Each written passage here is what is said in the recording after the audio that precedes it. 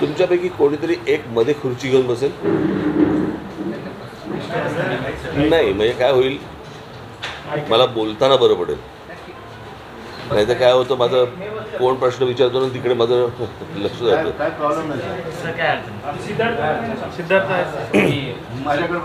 Camera friendly आहे, कॅमेरावरून तुमचा संवाद चांगला असतो.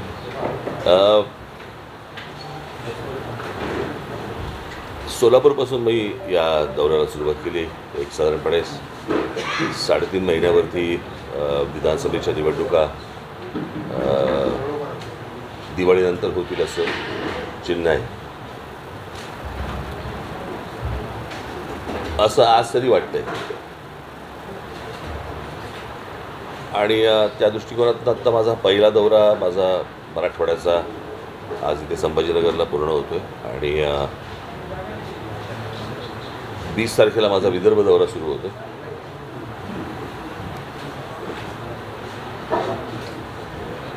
तुमच्याकडे काही बातम्या आल्या की मी दौरा आवरता घेतला वगैरे. कुठला आवरता घेतला मला कळलेलं नाही अजूनपर्यंत, कारण माझा दौरा पूर्ण झाला. मध्ये ज्या काही गॅप्स होत्या त्या मी म्हणजे उदाहरणार्थ हिंगोलीला मी राहणार होतो, तर हिंगोलीला राहायच्याऐवजी मी तिथून कव्हर करून परभणीला आलो वगैरे असं. तर ते आज हा दौरा पूर्ण होतोय माझा. सोलापूरपासून या गोष्टीला सुरुवात झाली आणि गेले अनेक दिवस मराठवाड्यामधलं वातावरण आणि मराठवाड्यामधलं एकूण राजकारण याविषयी पाहत होतो, ऐकत होतो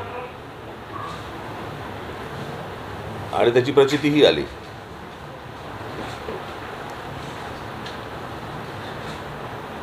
सोलापूरच्या पत्रकार परिषदेमध्ये मी जे बोललो ते मला असं वाटतं सगळ्यांनी पाहिलं, ऐकलं. पण त्याच्यानंतर ज्या जाणीवपूर्वक बातम्या केल्या गेल्या त्या मला असं वाटतं थोड्याशा धक्कादायक होत्या. म्हणजे राज ठाकरेंचा आरक्षणाला विरोध, राज ठाकरे विरुद्ध मराठा समाज, काय वाटेल त्या हेडलाईन्स काही लागल्या. तुम्हाला कदाचित आठवत असेल तर 2006 साली मी पक्षाची स्थापना केली आणि 2006 सालापासून आजपर्यंत आमची भूमिका सुरुवातीपासून एकच राहिलेली आहे की आरक्षण द्यायचंच असेल तर ते आर्थिक निकषावरती द्यावं, ही आमची भूमिका पहिल्यापासून राहिलेली आहे. आणि त्याच्या उपर माझं असं म्हणणं आहे की महाराष्ट्राला खरं तर आरक्षणाची गरजच नाही आहे. महाराष्ट्र राज्यासारखं राज्य मला असं वाटतं हिंदुस्थानात दुसरं कुठचं राज्य नाही आहे की या राज्यामध्ये शिक्षणापासून ते नोकऱ्यांपर्यंत, उद्योगधंद्यापर्यंत इतक्या गोष्टी इथे उपलब्ध असताना बाहेरच्या राज्यांमधल्या लोकांना इथे सगळ्या गोष्टी मिळतात, पण आमच्या मुलींना इथे त्या गोष्टी मिळत नाहीत. त्या जर समजा महाराष्ट्रामधला जो कोटा आहे, महाराष्ट्रामध्ये ज्या काही उपलब्ध गोष्टी आहेत ह्या जर समजा आपण नीट वापरल्या महाराष्ट्रातल्या मुलींसाठी, मराठी मुलींसाठी, तर आपल्याला खरं तर आरक्षणाची गरजच नाही आहे. म्हणजे इतकं पुरून उरेल इतकं सगळ्या गोष्टी आपल्याकडे महाराष्ट्रामध्ये असताना आपल्याकडे ह्या सगळ्या गोष्टी उभ्या राहत आहेत. आणि मला असं वाटतं ज्यावेळेला बाबासाहेब आंबेडकर, त्यांच्याही अगोदर मला असं वाटतं ज्योतिराव फुले, त्याच्या अगोदर शाहू महाराज, खरं तर आरक्षण ही गोष्ट किंवा अशा प्रकारे दुर्बल घटकांना अशा प्रकारे काही गोष्टी द्याव्यात हे खरं तर शाहू महाराजांनी तेव्हाच सांगितलं आणि त्याच्यानंतर हे सगळं पुढे सुरू झालं. परंतु आर्थिकदृष्ट्या जो मागासलेला आहे अशांना आरक्षण द्यावं, कळलं का? याच्याऐवजी फक्त आपल्याकडे जातीचं राजकारण केलं जातं आणि त्या जातीच्या राजकारणामधून माती भडकवली जातात. मग आत्ताची साधी गोष्ट सांगतो, हा माझा संपूर्ण दौरा, या संपूर्ण दौऱ्यामध्ये जरांगे पाटलांचा काही संबंध नव्हता, म्हणजे त्यांचा विषय पण नव्हता. पण त्यांच्या आंदोलनाच्या मागून शरद पवार आणि उद्धव ठाकरेंसारखी मंडळी ज्या प्रकारचं राजकारण करतायत, जे मला मराठवाड्यामध्ये दिसतंय, आणि ह्यातला अजून एक दुर्दैवाचा भाग की या मराठवाड्यामधले काही पत्रकार या सगळ्या गोष्टींसाठी म्हणून इन्व्हॉल्व्ह झालेले आहेत. म्हणजे मला त्यांची नावंही माहिती आहेत, मला कळलं का. ती योग्य ठिकाणी जातीलही, त्याच्या इन्क्वायऱ्या सुरू पण होतील. म्हणजे कोणाला पेवर ब्लॉकचे कॉन्ट्रॅक्ट्स मिळाले आहेत, कोणाला MIDCमध्ये जागा मिळाल्या आहेत, कोणाला किती पैसे मिळाले आणि त्याच्यातनं कशा गाड्या घेतल्या गेल्या आहेत, कळलं का. अशा सगळ्या गोष्टी माझ्या कानावरती आलेल्या आहेत. म्हणजे मी ज्या वेळेला ह्याला होतो, धाराशिवला होतो, त्यावेळेला धाराशिवला मला काही लोक भेटायला तिकडे ते बाहेर सगळे आले होते. त्या लोकांना भडकवण्याचं काम काही पत्रकार तिकडे करत होते.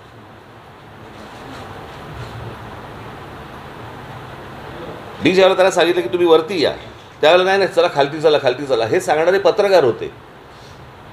आणि मग त्याच्यातले कोण जण माझ्याबरोबर येणार आणि माझ्याबरोबर बोलणार, आणि मग नाही मग तिकडे मग पत्रकार आमच्या चॅनलचे तिथे माईक पाहिजेत वगैरे, हे इथपर्यंत सगळं प्रकरण झालं. त्यातले जे 2 जण होते ते पूर्वीचे असं म्हणतात, ते म्हणत होते की पूर्वीचे आम्ही शरद पवारांच्या जवळचे, त्याचे फोटोही आहेत. आता पूर्वीचे तुतारीबरोबर पूर्वीचे फोटो कसे असतात हे मला कळलेलं नाही.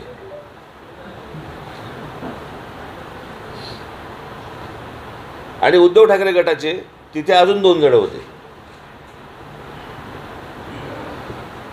परवा दिवशी कुठेतरी मी नांदेडला असताना तिथे सर्किट हाऊसवरती एक कोणतरी 2-4 जण ओरडत होते. त्यातला एक जो माणूस होता त्यांचा शरद पवारांबरोबर आत्ताचा फोटो आहे. काल जे झालं त्याच्यामध्ये तर शिवसेनेचा जिल्हा प्रमुखच होता.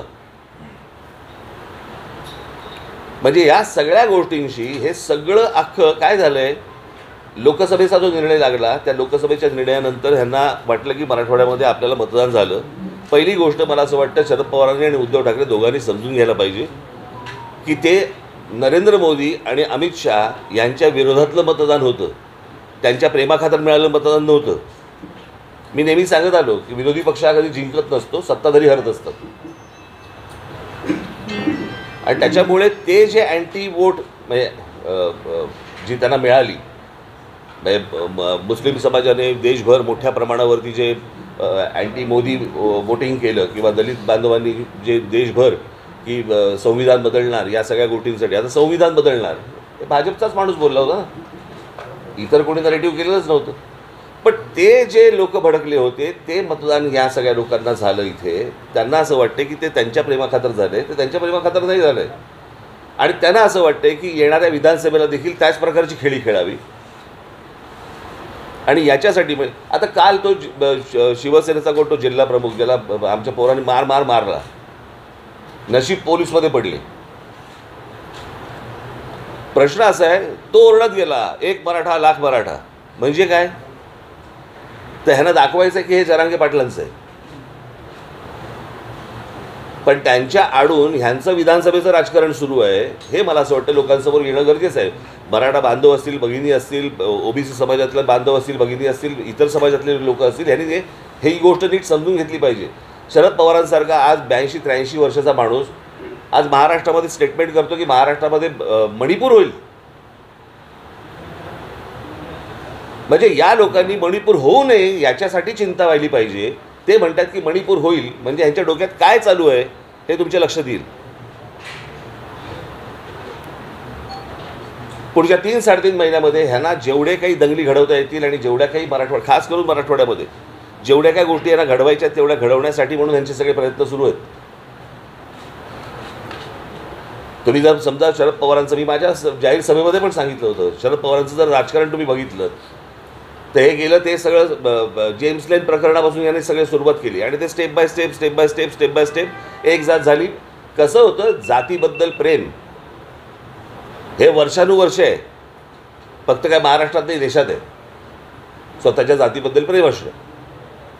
पण दुसऱ्याच्या जातीबद्दल द्वेष निर्माण करणं हे पवारांनी जेव्हा राष्ट्रवादी निर्माण केली त्याच्यानंतर हे सगळं सुरू झालं.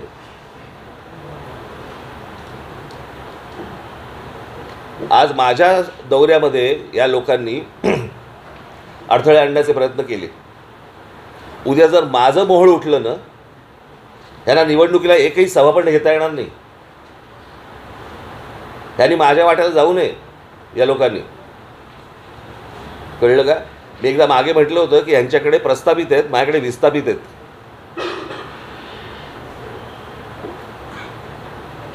यांनी माझ्या नादी लागू नये या सगळ्या गोष्टींसाठी. तुम्हाला तुमचं राजकारण करायचं आहे, समाजामध्ये तेढ निर्माण करून विष घालवून ह्यांना कुठचं राजकारण करायचं आहे?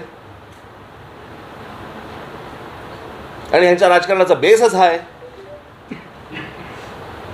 त्याच्यामुळे त्यांना असं वाटत असेल की आमचे एवढे खासदार निवडून आलेत, त्या खासदारकीवरती जाऊ नये या लोकांनी. कळलं का? यांचा जर राग त्या देवेंद्र फडणवीसांवरती असेल ना, तुम्ही राजकारण करताय ना, मग राजकारणामध्ये त्या पद्धतीने तुम्ही बोला. समाजामध्ये कशाला भांडणं लावताय?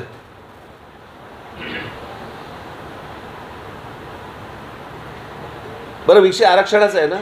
मला अजूनही आठवते 2003 किंवा 2004-05 वगैरे असेल, आठवत नाही मला. त्यावेळेला पहिल्यांदा मराठा समाजाचा मोर्चा त्यावेळेला, म्हणजे ते जे नंतर जे आले ना मोर्चे, ते नंतरचे वेगळे. पण मराठा समाजाला आरक्षण मिळालं पाहिजे याचा पहिला मोर्चा त्यावेळेला इथे आला होता. काय रे तुमचं चालू आहे रे? मुंबईमध्ये आला होता. मला आजही आठवतो, त्याचा फोटो पण तुम्हाला कदाचित माझ्याकडे असेल तो फोटो. व्यासपीठावरती तिथे जिथे मोर्चा अडवला गेला तिथे भाजपचे लोक होते, राष्ट्रवादीचे लोक होते, काँग्रेसचे लोक होते, शिवसेनेचे लोक होते आणि बाकी इतर काही लोक होते. सगळ्यांनी एकमुखांनी तिथे सगळ्यांनी सांगितलं की मराठा समाजाला आरक्षण मिळालं पाहिजे. बरोबर? कोणी अडवलं मग पुढे? अडवलं कोणी पुढे? जर तुमचं सगळ्यांचं एकमत आहे तर तुम्हाला थांबवलंय कोणी? मग अजूनपर्यंत गेली अनेक 15-20 वर्ष होत का नाही आहे? म्हणजे गेली 10 वर्ष केंद्रामध्ये नरेंद्र मोदी पंतप्रधान आहेत किंवा होते, आता 3री टर्म सुरू झाली, पण 10 वर्ष तर होते ना, बहुमतात होते. ज्या नरेंद्र मोदींनी बारामतीमध्ये येऊन सांगितलं होतं की मैं शरद पवार जी की उंगली पकड़ के मैं राजनीति में आया. आठवतं स्टेटमेंट तुम्हाला? आठवतं तुम्हाला? मग त्या शरद पवारांनी मराठा समाजाच्या आरक्षणाबद्दल शब्द का नाही टाकला?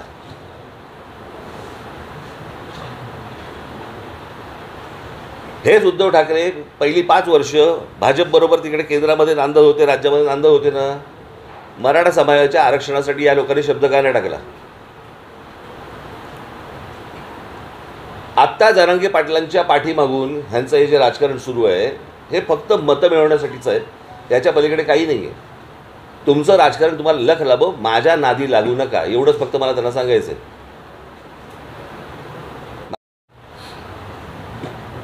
नंतर घरी येऊन आरशापुढे पाठ बघावी लागेल आणि पोट बघावे लागेल आणि गाल पण बघावे लागतील.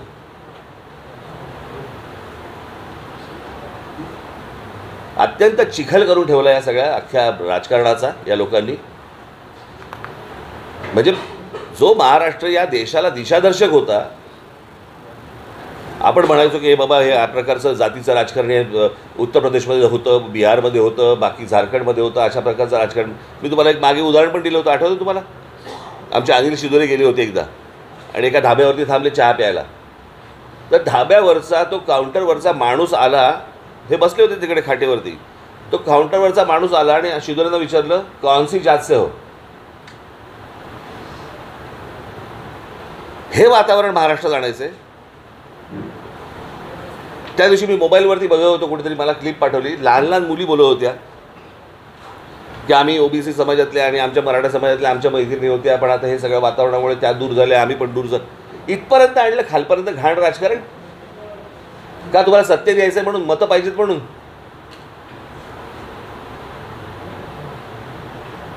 भाई शरद पवारांकडे आज त्या वयाचा बुजुर्ग माणूस आत्ता नेता महाराष्ट्रात आत्ता तरी नाही आहे. पवारांनी भूमिका घ्यायला पाहिजे की हे असलं जातीचं राजकारण महाराष्ट्रात पसरता कामा नये, विद्वेष पसरता कामा नये. तुम्हीच हातभार लावताय त्याला, तुम्हीच सांगताय महाराष्ट्राचा मणिपूर होईल.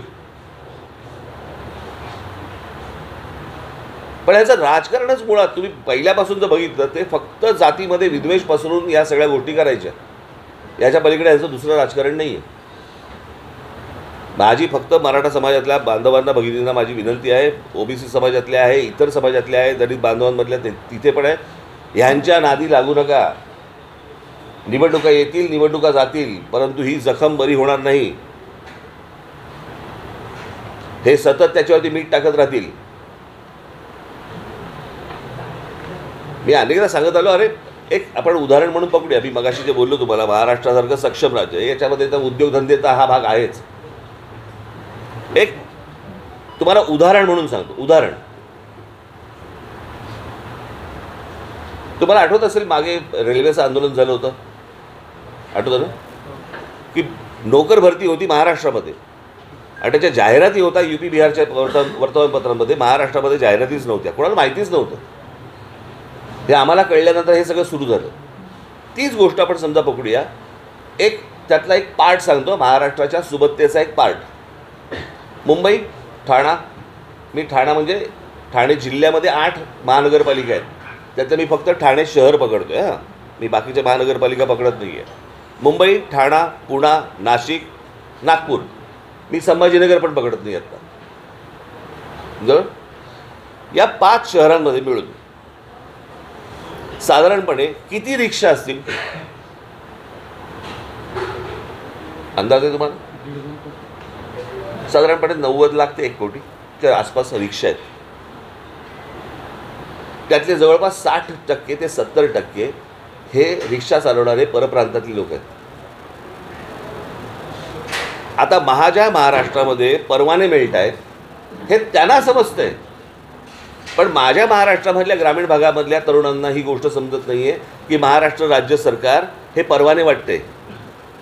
हे काय आजकालमधली गोष्ट नाही आहे, हे गेल्या 10-15 वर्षातली गोष्ट म्हणते मी तुम्हाला. पण महाराष्ट्र राज्य सरकारकडनं ह्या गोष्टी दिल्या जात आहेत. आज मला साधी गोष्ट सांगा, 1 कोटी मुलांना या नुसत्या 5 शहरामध्येच काम मिळालं असतं? इतक्या गोष्टी महाराष्ट्रामध्ये उपलब्ध असताना आमची मुलं तडफडत आहेत का? या नोकऱ्यांपासून, उद्योगापासून, सगळ्यापासून वंचित का राहत आहेत? याचं कारण सरकार आपलं जरी असलं तरी हे आपल्या मुलांपर्यंत, मुलींपर्यंत या गोष्टी कळवत नाही आहे. आज महाराष्ट्रामध्ये मी काढले ते एक काही पत्र. महाराष्ट्रामधल्या काही उद्योग आहेत, त्यांनी पत्रक काढले, पत्रक, की आमच्या उद्योगामध्ये महाराष्ट्रीयन लोक आम्ही घेणार नाही म्हणून. ह्यांची हिंमत कशी होते हो?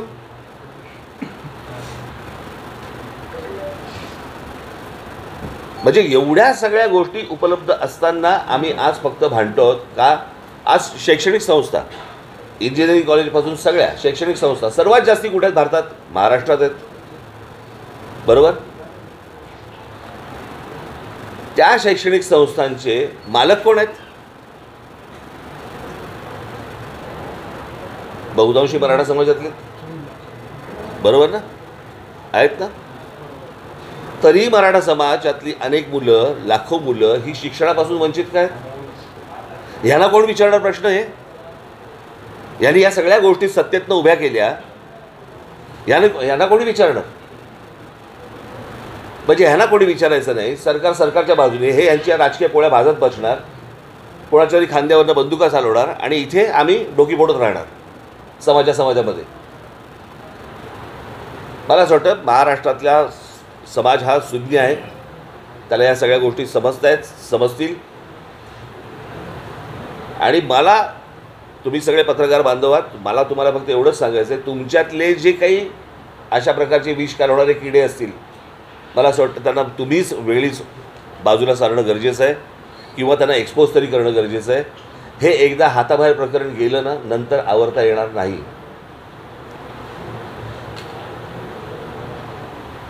म्हणजे कालचा जो प्रसंग झाला तुमच्या ह्याच्यातला, कुठला, बीडला, त्याच्यात 3 पत्रकार सापडले तर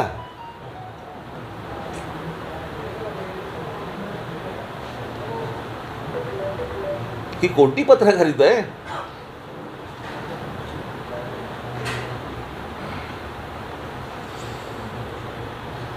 सो मला असं वाटतं की मी हा सगळा दौरा पूर्ण करून मी आता मुंबईला जाईन. 20 तारखेला माझा विदर्भाचा दौरा सुरू होईल. बघू काय विघ्न आणतात ते, आणि ते विघ्न त्यांच्या गळ्यात कशी घालता येतील ते आम्ही पाहू. संविधान बदलण्याचा जे मुद्दा तुम्ही म्हणता ते भाजपच्या खासदारांनी सुरुवातीला बोललं होतं. भाजपवाले तर म्हणतात ही फेक नॅरेटिव्ह विरोधकांनी सेट केलं. नाही, मी त्याशी बोललो ना, सोलापूरला पण हेच सांगितलं की भारतीय जनता पक्षाच्या एका माणसाने नाही सांगितलं, 4-5 लोकांनी सांगितलं, तेव्हा बोलून झाले ते. काही असतात मूर्ख, त्याला काय हे करणार तुम्ही.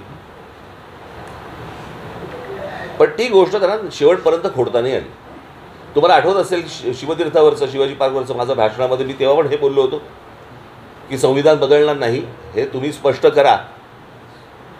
आठवतं ना तुम्हाला? मी त्या भाषणामध्ये सांगितलं होतं मी, पण ते शक्य नाही झालं त्याला. मराठा आरक्षणाबाबत आता सध्या मराठा आरक्षणाबाबत तुम्ही जे वक्तव्य केलं आहे ते महाराष्ट्राला समजलं नाही बहुतेक, आणि सर्व राजकारण्यांना सुद्धा बहुतेक ते कळलं नाही. जे काही संधी आहेत त्या या पोरांना दिल्या गेल्या नाही म्हणून हे पोरं आपले रोजगारासाठी तडफडतात. हे विरोधकांनी समजून सुद्धा न समजण्याची फक्त भूमिका घेतली. नाही, मला असं वाटतंय विरोधकांच्या आधी पत्रकार, मराठा समाजाला आरक्षणाला राज ठाकरेंचा विरोध ही पहिली बातमी कोणी लावली ना, तिथून पुढे गेलं ना सगळं प्रकरण. राज ठाकरे विरुद्ध मराठा समाज ह्या बातम्या कोणी लावल्या? म्हणजे पहिल्या बातम्या इथून आल्या, बरोबर आहे. आणि मग बातम्या आल्यावरती ज्यांना जे हवं होतं किंवा ज्यांनी जे सांगितलं होतं त्याप्रमाणे त्यांनी बातम्या लावल्या, ते समोर आलं, उघड झालं. म्हणजे मला एका गोष्टीचं समाधान आहे या अख्ख्या दौऱ्यामध्ये की ह्यांचं नेमकं काय चाललंय हे किमान उघड झालं. आणि ह्याच्या पुढे ते काय करणार आहेत ना हे आता लोकांना कळेल. विरोध करणारे लोक मोर्चामध्ये आले, तुम्ही म्हणता की ते राजकीय पक्षांचे पदाधिकारी होते. माझ्याकडे फोटो आहेत हा. असं असताना सुद्धा तुम्ही त्यांच्यासोबत चर्चित तयारी दाखवली, त्यांच्याशी बोललात. तोपर्यंत मला माहीत नव्हतं. ते पहिल्यांदा जेव्हा झालं ना त्या धाराशिवला, तोपर्यंत मला काहीच माहीत नव्हतं. मला वाटलं मी त्या खाली ते काही घोषणा देत होते, पण मी खाली आलो. म्हटलं या वरती बोलायचं ना माझ्याशी, वरती या. ते वरती यायच्या खालतीच गेले.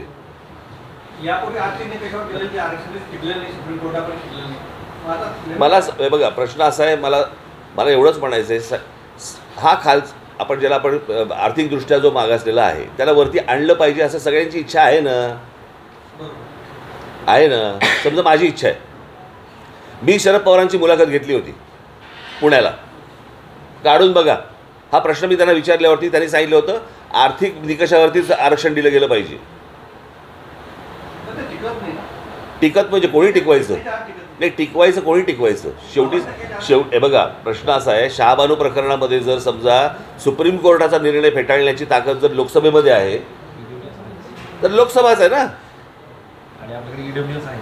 उद्धव ठाकरे ही भूमिका घेतली ते म्हणले सर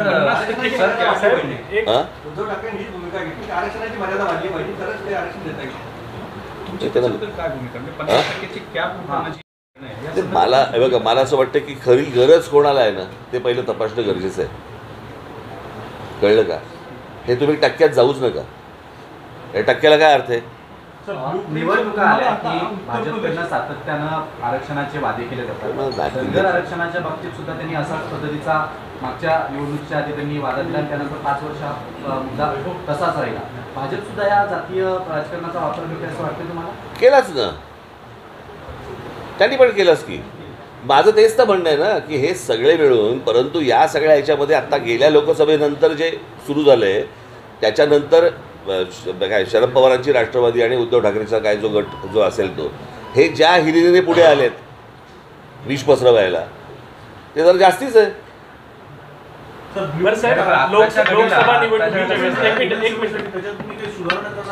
सुधारणा चालू आहे. साहेब, लोकसभा निवडणुकीच्या वेळेस मनसे नरेंद्र मोदी दिल्लीत पाहिजे म्हणून त्यांच्यासोबत होतं.